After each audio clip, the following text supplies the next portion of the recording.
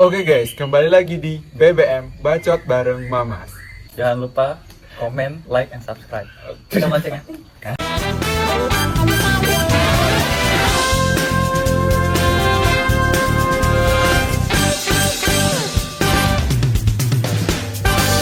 Devin Kurnia Persada.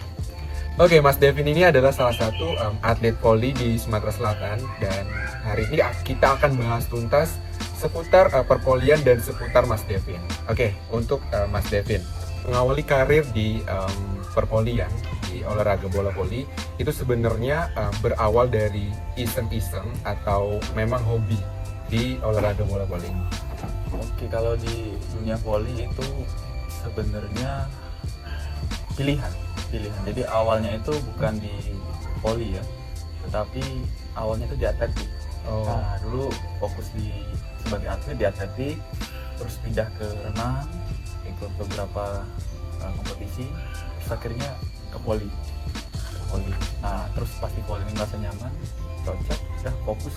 Udah mencoba berbagai olahraga ya, seperti renang, dan akhirnya memutuskan memilih olahraga bola voli untuk menjadi hobi yang sekarang. Oke, nah sekarang kalau seandainya dihitung-hitung sudah berapa lama untuk terjun di dunia voli? Terjun mulainya dari 2012 kurang lebih 10 tahun. Itu pertama kali ikut turnamen ya. 2012.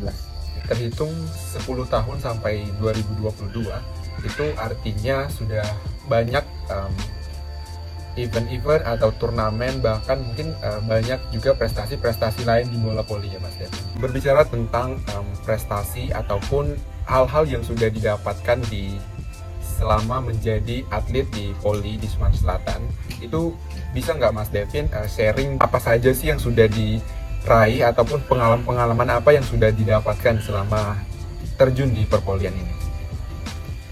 Selama kurang lebih 10 tahun ini, pengalaman pertama yang aku ikutin yang berkesan itu ikut Popda.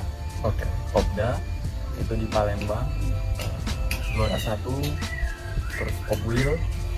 Nah, selanjutnya itu aktif di dunia Tarkam, terus akhirnya ikut Popro, terus mulai aktif lagi ke Tarkam lagi, dan juga pernah sempat ikut Junior Bang Sumsel. Dan akhirnya mantap di klub yang namanya PT Semen Batu Raja. Nah, selama di klub itu banyak sih pengalaman sama event-event yang kami ikutin sampai keluar gitu. Seperti main ke Bangka, ke Lampung, ke Batu Raja. Nah, terus keluar dari klub itu ikut ada satu universitas mengajak. Nah, itu akhirnya main ke seberang Pulau Jawa. Nah, kurang lebih ada 2-3 pertandingan lah saya ikutin di turnamen di Jawa itu. Sampai saat ini Mas Devin sendiri itu masih aktif di klub yang namanya Semen Batu Raja, atau memang sudah vakum atau gimana? Kalau sekarang sudah vakum. Terakhir saya masih ikut itu tahun 2020. Oke. 2020 ya. Dan tadi juga dibahas oleh Mas Devin kalau seandainya sudah main di berbagai kota ya, di Bangka maupun sudah ke Pulau Jawa juga. Itu apa sih yang didapatkan selama main di tempat lain gitu? Situasinya berbeda atau sama saja yang namanya satu hobi atau gimana? Pengalaman pasti ya yang didapat kalau misalnya kita main ke tempat lain. Tapi yang paling utama kalau saya pribadi itu menambah teman. Nah, kalau misalnya kita bermain ke tempat lain, kita cari teman yang banyak. Nah, gitu. Jadi sebenarnya kalau ke tempat lain, kita kenal teman yang banyak, kita bisa dapat keluarga. Jadi suatu saat kita kesana lagi, kita sudah ada komunikasi yang baik. Itu sih tujuannya. Selain menang. Yang sebenarnya yang menang itu nomor satu. Ya, di luar daripada mencari teman, mencari keluarga, ataupun mencari orang-orang yang memang satu hobi. Iya, betul. Mengenai prestasi sendiri sih Mas, banyak mungkin yang sudah didapatkan nih oleh Mas Devin. Mohon untuk di-sharing ke teman-temannya gitu. Prestasi yang juara 1 aja ya. Oh, berarti yang juara 1 banyak, di luar juara 1? Iya, pasti yang pastinya pernah kalah, yang pasti pernah dapat juara 2, 3, dan 4. Kalau juara 1 itu kita di Bangka pernah itu HUT PT 5, itu kita juara 1. Terus di PTBA juga juara 1. Terus di Lahat juga pernah juara 1. Sama di Batu Raja 2 kali juara 1. Sama di sekitar Oki, Sungai Lilin, yang seringnya di Palembang sih. Berarti sudah banyak ya, untuk juara 1 sendiri itu sudah beberapa kali, bahkan mungkin yang juara 2, 3, 4 itu sudah banyak juga. Posisi Mas Devin sendiri untuk di Poli, Mas Devin itu sebagai apa sih sebenarnya? Nah ini untuk posisi sebenarnya saya sebagai toser ya. Oh, toser. Sebagai toser. Cuman sering beberapa kali kalau ikut tarkam, turnamen tarkam itu seringnya mukul atau smash, sebagai smasher. Oh iya. Enggak, tadi berarti untuk Mas Devin itu sebenarnya untuk jadi toser ya? Iya. Nah, sering beberapa kali juga itu menjadi smasher. Nah, maksudnya di sini ada nggak perbedaan antara toser sendiri dan smash itu? Apa memang emang bisa dua-duanya atau sebenarnya satu tapi bisa difungsikan juga sebagai yang kedua gitu? Kalau sebenarnya toser itu bisa juga mukul, toser itu bisa juga mukul. Tapi smasher belum tentu bisa noser atau belum tentu bisa untuk mengumpan. Nah, jadi keunggulan sebagai toser itu sebenarnya yang paling dominan gitu. Jadi saya bangga, saya juga senang sebagai toser. Kenapa saya pilih toser? Yeah. Nah, karena saya bisa mengumpanin. Nah, karena itu inti dalam satu tim itu tadi toser kan, berpolian. Dan juga di sisi lain bisa juga mukul. Oke, berarti itu sebenarnya keunggulan daripada toser sendiri. Ya. Dan Mas Devin juga untuk keduanya itu menurut saya itu sudah sangat bagus dan bisa diandalkan gitu. Karena sudah beberapa kali nonton Mas Devin juga, menurut aku pribadi ya udah emang dua-duanya itu bisa dipakai dalam satu paket Mas Devin gitu. Kalau berbicara masalah lawan, untuk Mas Devin sendiri ada nggak sih sejauh ini lawan terberat yang pernah dihadapi oleh Mas Devin dan tim? Oh banyak. Ya? Jadi pengalaman kayak ke seberang gitu kan, kayak ke Pulau Bangka atau ke seberang provinsi ke Lampung sama ke Pulau Jawa, itu kita kan temuin musuh-musuh yang berbeda, atau mungkin bisa dibilang jarang kita temuin kan. Nah di situ menurut saya itu yang paling berat sih di Jawa sih. Oh di Jawa. Di Jawa. Nah karena entah ya permainannya tuh kayak di atas dari teman-teman daerah Sumatera gitu. Oh udah di atas rata-rata ya? Iya di atas dari rata-rata teman-teman di Sumatera menurut pengalaman saya. Kalau seandainya untuk timnya sendiri apa tuh yang pernah dihadapin, atau memang seluruh pemain-pemain Jawa itu bisa dikatakan lawan terberat? Bisa terjadi, bisa dibilang lawan terberat itu karena di Pulau Jawa tuh daerah-daerahnya tuh apa ya, mungkin aktif ya, dari kecil sudah aktif. Terus juga pengalaman saya ikut saat itu saya di PT Bank Mandiri, saya ikut Porseni main di Jakarta. Nah itu dari seluruh Indonesia kan kumpul ya. Itu lawan terberat yang dialami itu waktu lawan Jakarta sama Bandung. Nah itu permainan tuh sangat berbeda dan tidak pernah dijumpai di Palembang ataupun di Sumatera. Berarti emang di Pulau Jawa itu sudah sangat berat ya lawannya. Nah sekarang untuk seandainya menantang diri kembali nih, mungkin kan tadi banyak tim-tim yang sudah dihadapi, itu yang pengen dihadapi kembali atau gue harus gini nih sama tim ini, itu tim apa yang pengen dihadapi kembali atau yang menantang diri Mas Devin buat menghadapi? Bandung. Di Bandung? Iya. Tim dari Bandung ya? Kenapa itu Mas Devin? Kalau saya lihat sih yang pertama itu variasinya. Karena rata-rata itu saya ketemu tim Bandung itu setiap permainan nggak ada yang nggak variasi. Kalaupun itu polos itu benar-benar nggak jadi passing. Kalau passingnya sedikit agak melenceng pasti jadi variasi. Nah itu. Berarti emang variasinya itu sudah kental gitu ya? Iya. Sampai akhirnya memang dari tim tersebut sangat-sangat bervariasi dan menantang Mas Devin untuk kembali berhadapan gitu. Iya, betul. Sekarang kan untuk Mas Devin sendiri sekarang berdomisili di Lahat ya. Yeah. Dan sekarang juga aktif di perpolian di Lahat ini. Nah, banyak juga mungkin pemain-pemain berbakat dari Kabupaten Lahat yang sudah Mas Devin temui. Gimana sih tanggapan Mas Devin terhadap pemain-pemain poli di Kabupaten Lahat ini? Ya, yang pastinya dari sudah ikuti berbagai turnamen di Lahat, banyak ya yang dijumpai ya, dan banyak juga anak-anak muda yang bagus ya, yang bagus. Kalau menurut saya sih pemain voli di Lahat ini rata-rata sudah apa ya, lumayan menengah ke atas lah, menengah ke atas. Hanya ini sebenarnya banyak pemain-pemain yang bagus di Lahat, cuman jarang kadang keluar karena mereka nggak pernah keluar dari zona Lahat ini. Andai kan mereka bisa keluar, pasti bisa berkembang lebih baik lagi. Itu sih. Mungkin kita agak senggol sedikit Mas tentang pemain-pemain yang bukan tidak mau berkembang ya, tapi karena mereka itu di situ-situ aja. Ya. Nah, menurut Mas Devin, kenapa sih pemain-pemain Lahat itu cuman mainnya di situ-situ aja, atau memang dari merekanya sendiri, atau memang dari instansi mungkin yang tidak mau mengeksplor mereka ini? Kalau menurut Mas Devin itu kenapa? Banyak kemungkinan sih. Kalau misalnya dari pribadi masing-masing, pastinya mereka pengen keluar, pengen tunjuk kemampuan mereka di luar. Paling nggak setidaknya mereka itu ingin berprestasi. Nah, cuman selama di Lahat, kenapa mereka hanya di Lahat?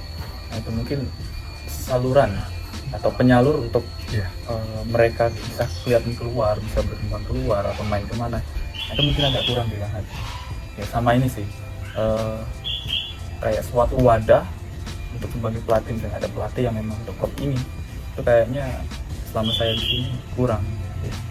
Ya mungkin sebenarnya aku juga udah beberapa kali sharing dengan teman-teman yang ada di Lahat, dan memang kendalanya itu penyalur tersebut memang agak kurang untuk di Kabupaten Lahat sendiri. Ya.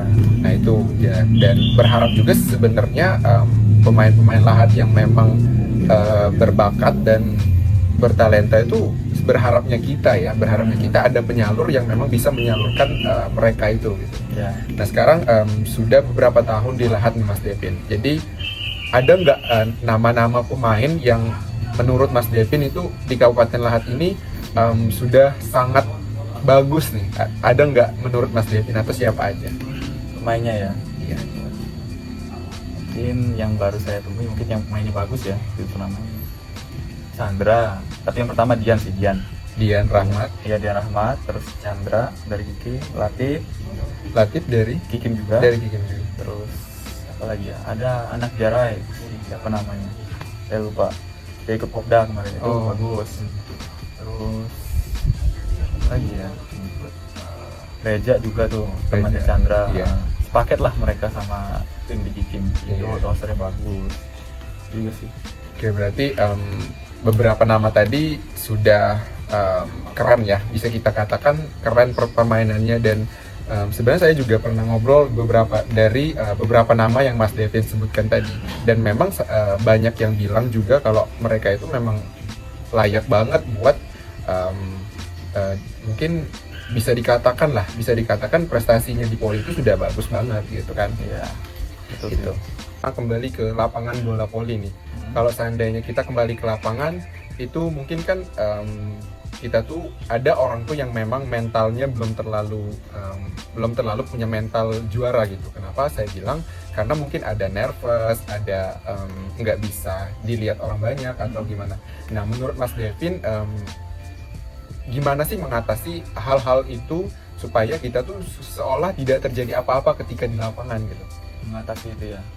Jadi kalau misalnya untuk biar kita nggak nervous saat bertanding, itu sebenarnya kita harus berbanyak bermain, kayak main sore di tempat lain, terus atau sparring dengan tim lain.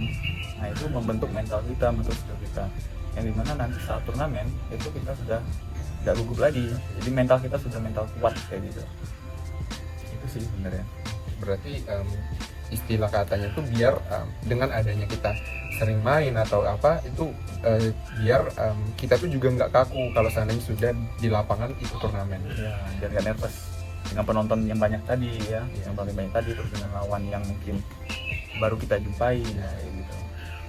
Nah, itu tadi beberapa tips supaya kita nggak terlalu gugup ketika di lapangan. Nah, sekarang untuk mengatasi mungkin skor yang sudah sangat ginting atau gimana sih biar kita tuh supaya tetap tenang dengan kondisi yang aduh nih hampir kalah atau gimana sih mengatasi hal tersebut, karena Mas Devin juga pasti pernah ngalamin hal yang seperti itu kan. Kalau Mas Devin supaya tetap tenang, supaya kita bisa mainnya bisa memutarkan permainan mungkin yang tadinya ginting sekarang bisa berbalik. Itu apa sih Mas Devin untuk mengatasi hal tersebut? Biasanya sih kalau dalam skor genting kayak gitu kita minta time out. Minta time out, nah kita bahas di situ sama teman secara cepat yang terjadi sebelumnya apa nih? Misalnya nih perbaiki blok untuk tingkatan pertahanan tadi, terus serangnya harus gimana. Nah itu. Jadi di saat poin genting tadi kita harus bangkitkan semangat teman-teman tadi saat time out bahwa kita bisa, kita harus perbaiki ini dan juga kita langsung aplikasiin di lapangan. Nah itu kan harus betul. Nah jadi yang penting semangat tadi, jangan sampai teman kita itu misalnya buat salah kita marahin atau kita bilang kayak gimana, itu jangan. Nanti dia makin tambah down. Tapi harus kita semangatin. Kalau bisa kasih solusi, bro passingnya naikin aja. Jangan bilang bro passing kau gimana, itu kan akan buat dia nambah apa ya, under pressure ya, makin down dia. Nah, berarti kita penyampaian kita harus gimana baju buat dia semangat di lapangan. Itu sih yang buat kita bisa ngejar skor yang tadi.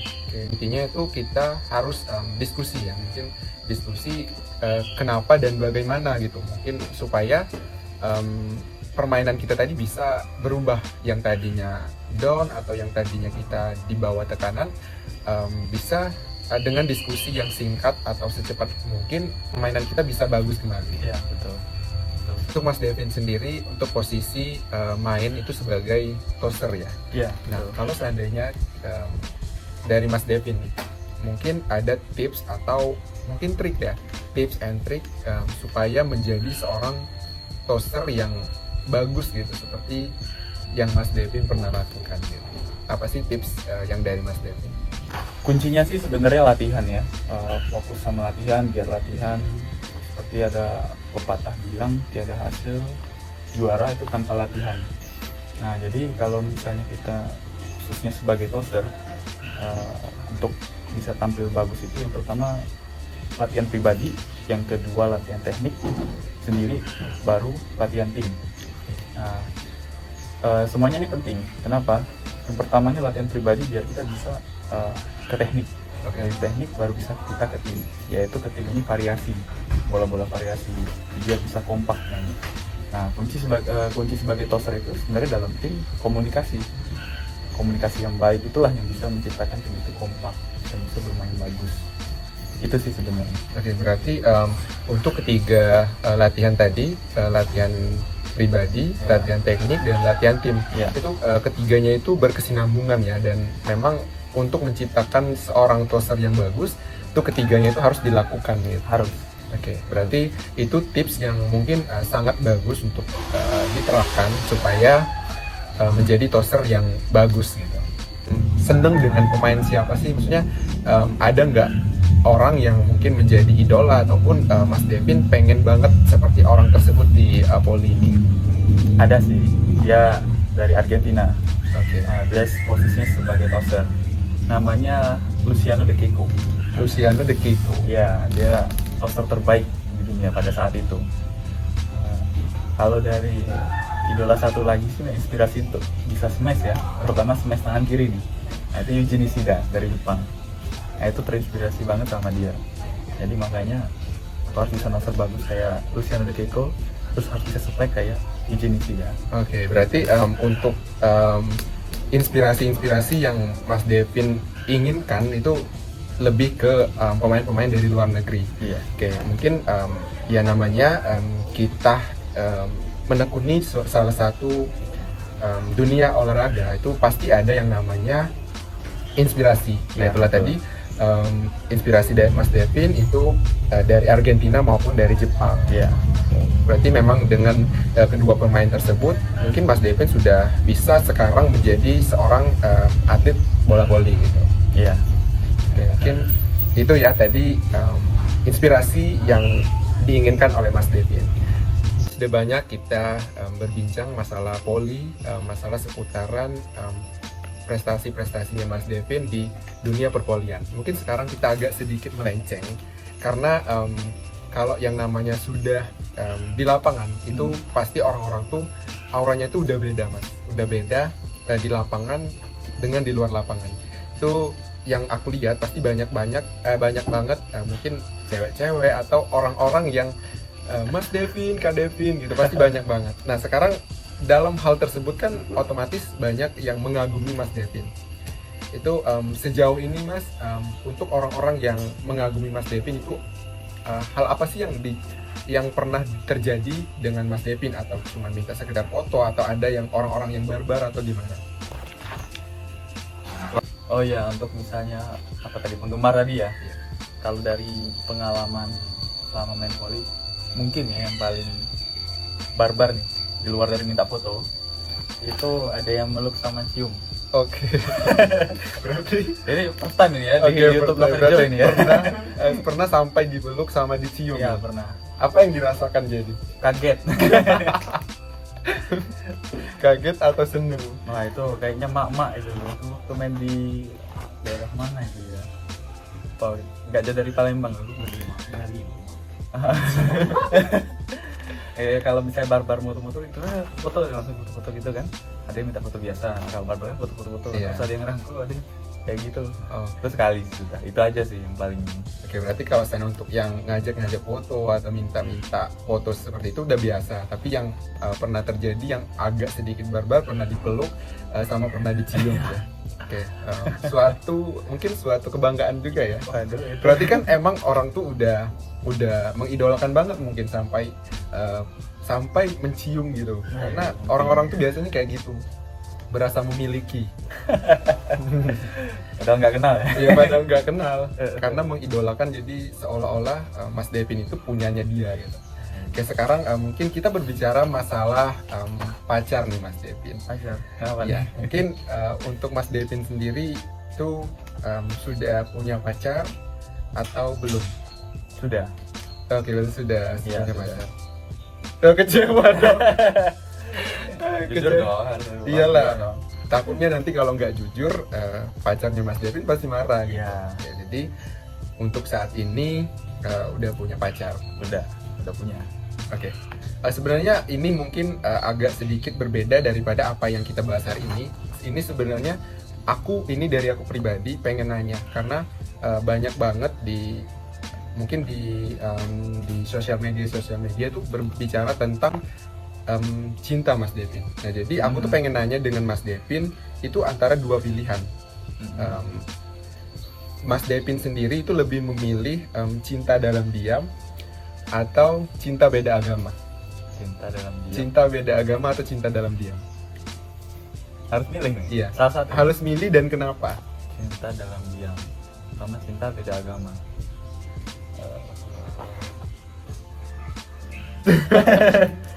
Bingung ya? Sorry. Bingung ya? Iya. Cinta dalam diam. Sebenarnya itu tuh pertanyaan itu tuh sudah sangat banyak, dan sebenarnya ini dari aku pribadi pengen tanya dan ke banyak orang juga. Maksudnya dari kedua pilihan itu yang mana sih yang mungkin lebih bisa dijalanin gitu? Cinta dalam diam. Kalau cinta dalam diam itu nggak diungkapkan, kita nggak bisa dapetin dia, percuma. Nah, lebih baik apa ya? Cinta beda agama itu juga nggak masalah sebenarnya. Yang penting cinta kita itu diungkapkan sama dia. Oke, berarti untuk Mas Devin sendiri lebih memilih untuk cinta beda agama ketimbang cinta dalam diam. Sebenarnya jawaban Mas Devin sama halnya dengan apa yang aku pikirkan. Karena memang kenapa seperti itu? Ya seenggaknya ada cinta di antara kedua insan itu gitu. Nah kalau seandainya cinta dalam diam itu kan lebih ke cinta yang nggak bisa nggak kita ungkapkan gitu. Jadi ya dari kedua itu cuman dari salah satu pihak yang mencintai gitu. Makanya kalau aku pribadi lebih baik cinta beda agama gitu. Harus diungkapkan ya. Iya. Jangan nggak diungkapkan. Seenggaknya ada cinta, dan karena kalau seandainya kita ada cinta di antara kedua orang itu kan kita bisa mungkin saling perhatian, saling sayang, saling cinta itu. Kalau seandainya cinta dalam diam kan cuman satu orang yang merasakan cinta. Gitu. Iya. Kita nggak tahu nih dia cinta nggak sama kita. Iya. Meskipun cinta beda agama itu sulit juga kan untuk bersatu, tapi seenggaknya ada cinta. Ya. Oke. Mungkin itulah yang kita bahas hari ini. Sudah terlalu banyak, dan mungkin ada juga beberapa hal yang kita bisa petik dari obrolan kita hari ini yang disampaikan oleh Mas Devin seputar budaya perpolian, kisah cintanya Mas Devin. Mungkin ada beberapa hal yang bisa dipetik. Kalau seandainya memang itu bagus buat kita serap, bisa diserap. Tapi kalau seandainya ada yang nggak bagus, abaikan saja. Saya ucapkan terima kasih kepada Mas Devin udah mau diinterogasi, di wawancara atau ditanya-tanya hari ini di BBM. Jadi aku sebelum kita tutup perbincangan kita hari ini, aku ada sedikit hadiah. Sebenarnya ini cuman ucapan terima kasih Mas Devin udah mampir ke BBM. Oh iya. Jadi jangan pernah, sebenarnya ini cuman ucapan terima kasih Mas Devin. Jangan pernah dinilai daripada harganya, karena memang ketika kita menilai sesuatu itu dari harga, apa yang dikasih itu tidak akan bermakna. Jadi semoga ini bermanfaat. Saya ucapkan terima kasih untuk Mas Devin, mohon diterima. Saya terima ya. Terima kasih. Oke, saya ucapkan terima kasih. Ya, sampai ketemu di podcast kita selanjutnya. Dadah. Dadah. Jangan lupa komen, like, and subscribe. Kita mancing.